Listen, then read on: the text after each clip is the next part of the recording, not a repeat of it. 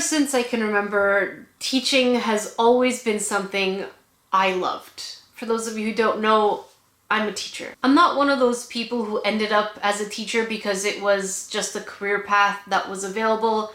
I actively wanted to be a teacher. When I was a teenager, I had the opportunity to be a karate teacher and a coach. And ever since then, there was never a time where I was not a teacher. I taught everything from elementary school, high school, college, and university. So I really got a chance to meet all different kinds of students. I've always been happy being in that kind of environment where people wanted to learn and people wanted to grow, and I wanted to learn and I wanted to grow equally from my students as well. My journey to becoming a teacher was not an easy one.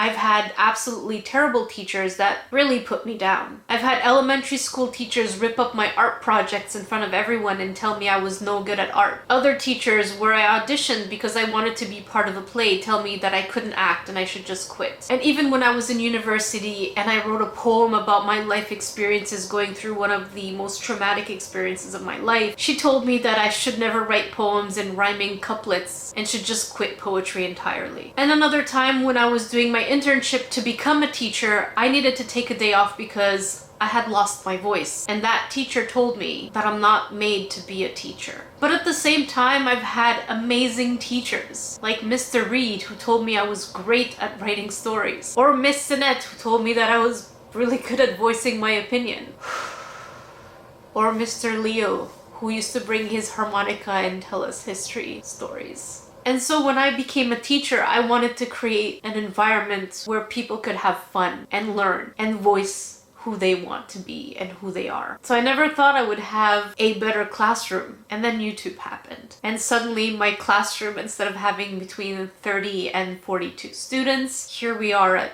close to 900,000 students. And having Ukrainians as part of my life is one of the most important things that has happened to me in a long time. I try not to talk or involve Ukrainians too much in my personal life because I like seeing people smile and laugh. I want to make you guys smile and laugh, but the decision I am making is way too important to not let you know about it. In these last few years, there's been so much going on, and I feel like I need to talk about it because it is the factors that made me make this decision. Firstly, many of you have probably seen a video I made with my dad, and even back then, he has been waiting for a liver transplant. Even though Canadian healthcare is accessible, it is by no means the best system ever. There's a lot of negligence and a lot of mediocre doctors that don't listen to anything that we say. So in addition to him having to wait for a liver transplant, to make things worse, he also had a cancerous tumor in his liver, which luckily was treated with radiation. But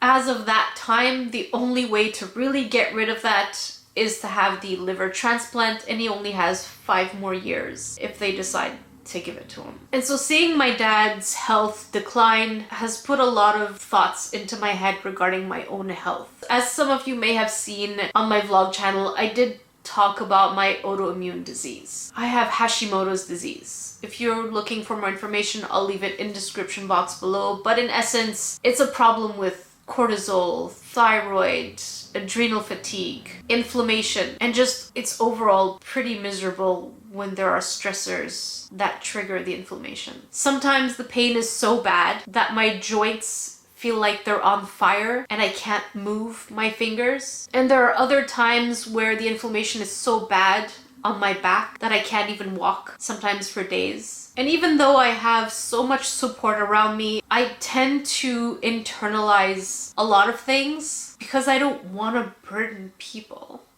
And so to say that my health has not been the greatest either. There's just so much stress. I'm pulled in so many different directions that I needed to make this decision. And I've even started to feel like a stranger in my own body because with all this inflammation and all these triggers and with Hashimoto's, I've gained so much weight and I know how to lose weight because I used to be a trainer. and I've gone to so many Canadian doctors. One of them told me to eat under 600 calories a day, another one told me to take diuretics, and another one just told me to accept my genetics. And it had taken 7 doctors before one of them was able to listen to me and was able to diagnose me with Hashimoto's. And even then, that doctor was the one who told me to just accept my genetics. So it started becoming very frustrating for me, no matter how well I ate, how hard I trained, to see everyone else that I'm training with feel exactly who they are on the outside in the amount of effort they've been putting in their everyday life. And so for those of you who have autoimmune diseases, don't blame yourselves. And so this is what brings me to one of the hardest decisions I've ever had to make in my life, and that is leaving teaching for the next year. It's really hard to leave something that I'm so passionate about. Not being around the students that are so bright. I know they're gonna be fine. I know they're gonna be fine. It's just so hard to leave something that I love. Some of my students are probably watching this, and this semester was so much fun. I can't say thank you enough for those of you who even came to visit me. This will be the longest time I have ever been away from a classroom, a job I am extremely passionate about and I absolutely love.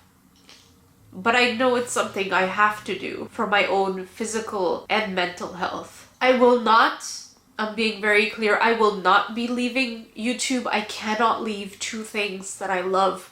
I think that would just absolutely destroy me. I need you grains in my life to keep me sharp and to tell me when I'm doing things wrong and to have fun conversations in the comment section. And so in this year of leave, I want to find a competent doctor who can help me because I'm young and I am not physically in the shape I should be. I also want to go ahead and write that novel that I've been putting on hold for the last 8 years. I want to get back into drawing and I want to start making more interesting and fun projects where I don't feel like I need to rush all the time because I am being pulled in 5 or 6 different directions. I want to feel like my head is back above the water so I can breathe again. I know some of you are probably saying this is just a year, but you don't understand that teaching for me has been my passion. Stopping teaching is like cutting off a part of me that is so important. But I do understand that this is extremely bittersweet. And even though it is one of the hardest decisions I have ever had to make,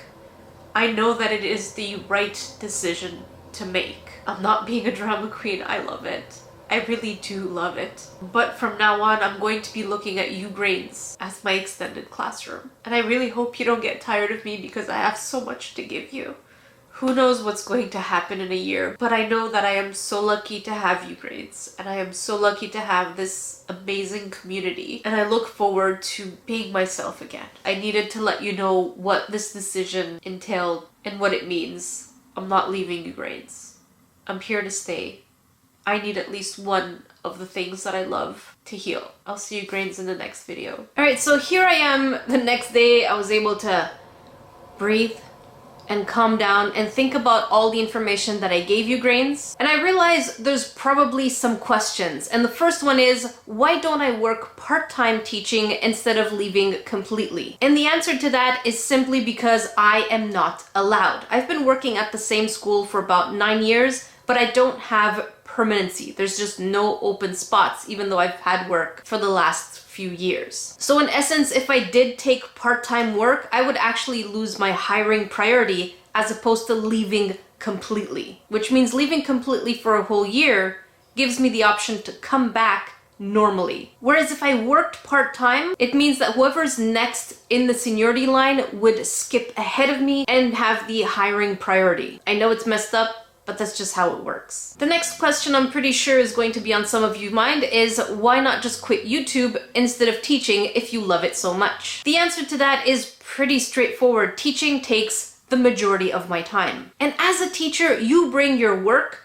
home There's really no discrepancy in terms of my office at work or at home grading papers, in addition to class time, in addition to prepping for everything. And with YouTube, I have that freedom to do it on weekends, but at the same time, it's a way for me to release a lot of stress because it's creative, which again gives me way more time to work on my novel. And also, it gives me way more flexibility to see more doctors during daytime hours. Another question is, will you go back to teaching after that 1 year? The answer really is, it depends on what the doctors say. I did a lot of reading and I found out that Hashimoto's has a higher probability to be in teachers for some reason. I don't know why. It's a research I read. If I find it again, I'll link it down below. So I guess it really depends what a good doctor will tell me if my triggers are something that I'm doing that I don't even realize. Because even though mentally I'm happy doing something, maybe physically I'm reacting a different way. I don't know. I'm not a doctor. If you have any other questions, I'll try and answer the ones that are highest liked in the comment section below. That way I can answer anything that might have some kind of misunderstanding. These are the only questions I could think of that you Rains might have. But again, thank you for listening to me rant. I don't want to think about it because this is the right decision. I know this is the right decision to make.